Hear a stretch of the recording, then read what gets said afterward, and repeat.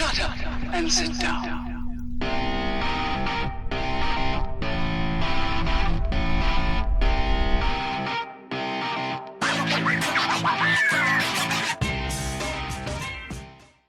Greetings, fellow Earth travelers. Obelix here, and today I want to talk to you about the Victorinox Swiss Army Maverick, if the words will come out of my mouth. Seems to be a problem I'm having lately. So, Victorinox. Now, this is a name, Swiss name, well known for watches, knives, kitchen cutlery, lots of different things. I actually have Victorinox knives in my kitchen. They're great. But they also make Swiss knives, or Swiss watches in addition to knives. And this is from their Maverick line.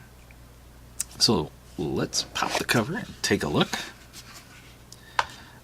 Presentation's decent. It is a textured box. You can look here. Nothing super great. Just it's alright. But here is the Maverick, and that is a gorgeous looking piece.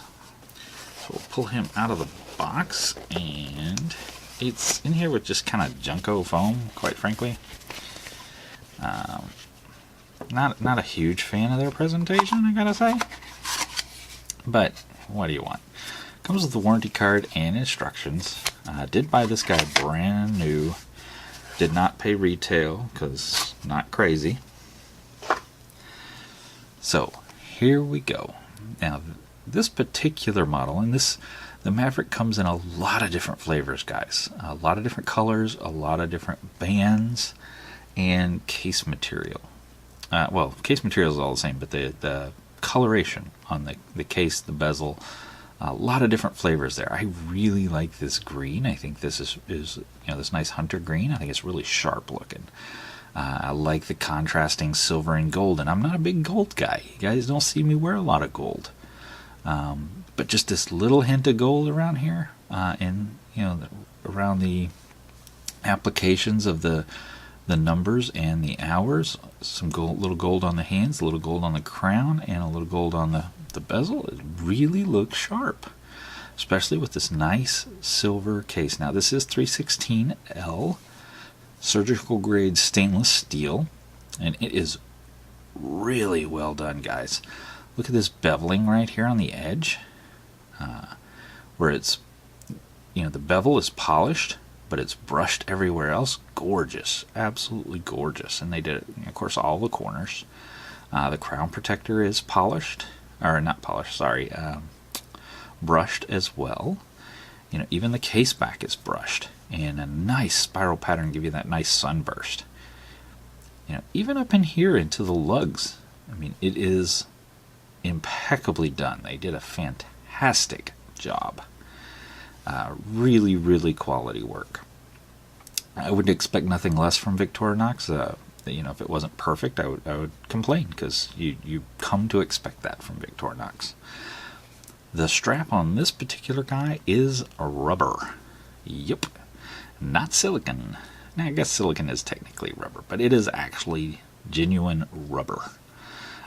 Thus, it has a little bit different feel than a lot of the other straps, than traditional like silicone straps, for example, where they're kind of smooth to the touch. This is actually grippy. And to be fair, it's a pain in the butt to put on, and it's a pain in the butt to take off. But once you get it there, the sucker stays. It does not move for the rest of the day whatsoever. Now, the watch I'm wearing over here is an Invicta DNA, something you don't normally see. Check out that face. How unusual is that? We'll do a full review on this guy and show you a lot more about him later. But he's got a silicone strap, and it's a smooth feel to it. You just rub your hand over it, it's really smooth. But this rubber on this Victorinox is like your finger doesn't want to move against it. Nor does it want to move against itself. So when you're trying to slide it through, these keepers, it's, challenging.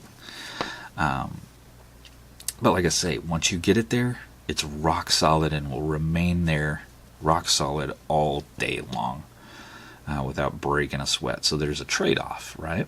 Or this guy is going to feel a little slippery all day, and you may readjust these keepers, throughout the day. Never happens with this guy. Once you get it there, you're good. It does have a unidirectional bezel, and I'm pretty sure that's 120 clicks around. I'm not reading that, I'm just taking a guess, but that's probably about right. And of course I went too far, and I'm anal retentive enough that I'm going to go around again, because I like it to be at the 12. So it is a full functional dive watch. It is a rubber strap, so you can take it in the water and feel safe about doing so, not messing up your band. Now chlorine, I'm not sure how it will react to this rubber, but do it. Make sure you clean it off afterwards. You're probably going to be fine. While it is a full-on dive watch, and divers could use it, again, most people buying watches with dive bezels are not divers and will not use it for such. So we'll use it for timing their chicken dinner or something to that effect. How long their kids have been playing video games, whatever. So crown is logoed, and buckle is logoed as well. I would expect nothing less from Victorinox. Now the keepers on this guy, I want to show you these because they've done a little something special to them. I love my first keeper to be captive and my second keeper to be free float. And that's basically what we have here. Though we've talked before about silicone and rubber generally don't have this first keeper captive. It's usually free float. But you'll notice Victorinox puts these little notches on the sides of the band right here where you can put that first keeper in there, so it basically becomes a captive keeper. And I've not had it slip out of there yet when I've put this thing on. Doesn't mean it won't happen, but it's pretty firm in there. Consequently, this Invicta has a similar setup here. You can see it's got little let's go ahead and pull it off here. We're going to have to take it off to put on the Victorinox. Anywho, but you see it's got a similar setup, though it only prevents it from going down this way. It doesn't prevent it from sliding up. It's a one-way keeper. One-way keeper block downer thing. Whereas the Victorinox, you can see, is on both sides. So it has little notches here and little notches here on both sides that keep the keeper in place. Keep the keeper. There you go. Who keeps the keeper? This guy is water resistant to 100 meters. So not a super dive watch, not super deep, but a super good looking dive watch. Does have a date complication, date window down there at the 6 o'clock. It does have a second hand, hour and minute, of course. It does have the minutes on the raised portion of the bezel, or on the face down in here between the face and the bezel. There's a sloped piece that has the minutes written in white. That is, those are just painted on. The Victorinox logo itself, the words are painted on, and the shield is actually applied. So the hour markers are all applied, as well as the 3 and the 9 are applied as well. Super thick glass, and this is running. I'm going to read this off of their website because they're very particular. It is scratch resistant, triple coated, anti-reflective sapphire crystal with an end of life indicator. What a mouthful. That's just to say it's really pretty, nice hard glass that doesn't reflect. And again, much like we were talking about with the whatever the heck we were just reviewing. What did we just review not long ago? Oh, the Armor Light. The Armor Light caliber, it has an anti-reflective coating on it as well. And much in the same way, when I hold it up here, I've got a light pointed in that direction. Or it's in that direction, pointed in that direction. When I hold the watch so that the light will reflect off of it, you can still read the hands and the time. You're not just seeing a big flash of light like you would be if it did not have an anti-reflective coating. This is great for working outside in bright sunlight. The lume on this guy's pretty good. It's not stellar, but it ain't bad.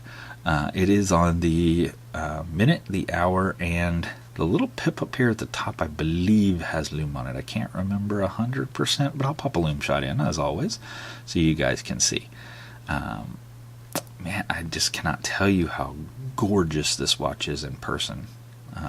Even with the rubber band, I love the fact that they put their logo in the rubber band on this side, but not on this side. And I love the fact that they made the rubber band the same shape and size as if it were a stainless steel bracelet.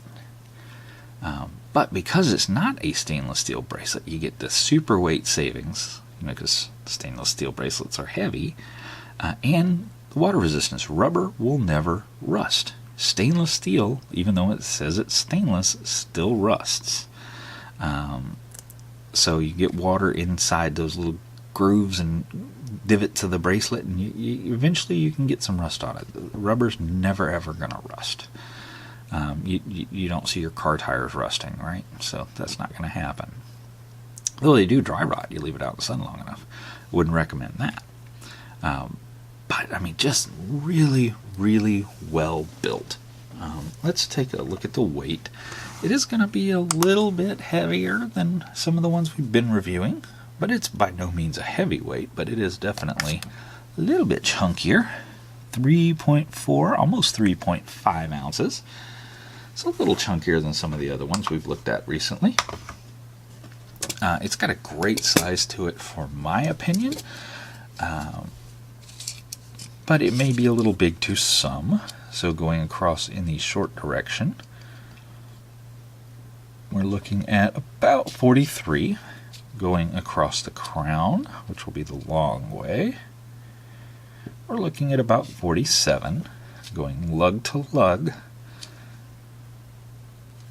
we're looking at a 51. And it is super thin, guys. Super-de-dupe thin. Boom, boom, boom. So we're only looking at an 11. So thickness should not be a problem for you. You're not going to be banging it off doors and things of that nature. So here's what it will look like from your perspective.